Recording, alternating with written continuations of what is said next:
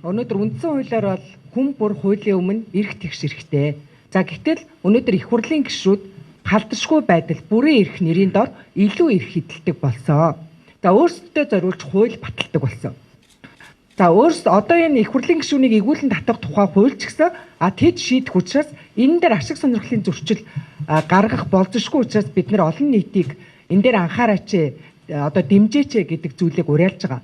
За их хурлын гишүүдийн одоо өөрсдөө зориулж баталсан нэг хууль нь болохоор зүгээр ганцхан жишээ хэлье. Улсын их хурлын тухай хуулинд улсын их хурлын гишүүн байнгын хороо чуулган дээр хэлсэн үгнийхээ төлөө хариуцлага хүлээхгүй гэж байгаа. За энэ бол их хурлын гишүүн одоо худлаа ярьж болно. Их хурлын гишүүн худлаа амлалт өгж болно. Их хурлын гишүүд ард түмнийг хуурам мэхэлж болно гэдгийг өөрөө хуульчлаад өгчихсөн байгаа. Энэ хуулийг энэ их хурлын гишүүн өөрийнхөө онцгой эрхийн хүрээнд ийм хуулийг баталсан. За тэгэхээр өнөөдөр иргэн жирийн нэг иргэн гэмт хэрэг үйлдэхэд магадгүй одоо 1-2 хүнийг хохироо. Гэтэл улсын их хурлын гишүүн энэ нийтийг төлөөлж байгаа хүн гэмт хэрэг үйлдэснээрээ нийт улсыг, олныг, нийтийн эрх ашигыг, улс орны хувь зайг хохирох одоо ийм эрсдэлтэй учраас туйлын хариуцлагатай бүр жирийн иргэнээс илүү сахилга ёс зүйтэй байх ёстой гэдгийг бид нар шаардж байгаа.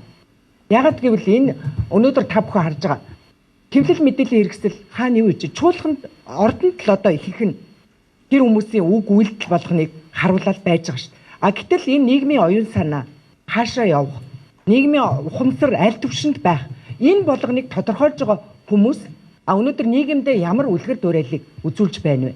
Хараал, ерөөл, одоо үг хэл, үйлдэл энэ болгон бүгд үнэхээр энэ улс оронд муугаар нөлөөлж байна. Тийм учраас бид нар олон нийтийн зүгээс өнөөдөр энэ их хурлын гишүүнийг игүүлэн татдаг, хуультай, дүрмтэй, ёс зүйтэй байх шаардлагыг одоо тавьж байгаа. За тийм учраас одоо иргэд минь та бүхэн өнөөдөр төр шиг төртэй байхын тулд өөрсдийнхөө бас хувь нэмрийг оруулж энэ бидний олон нийтийн системд нээлттэй байршуулсан энд танлаа өгөөрөө.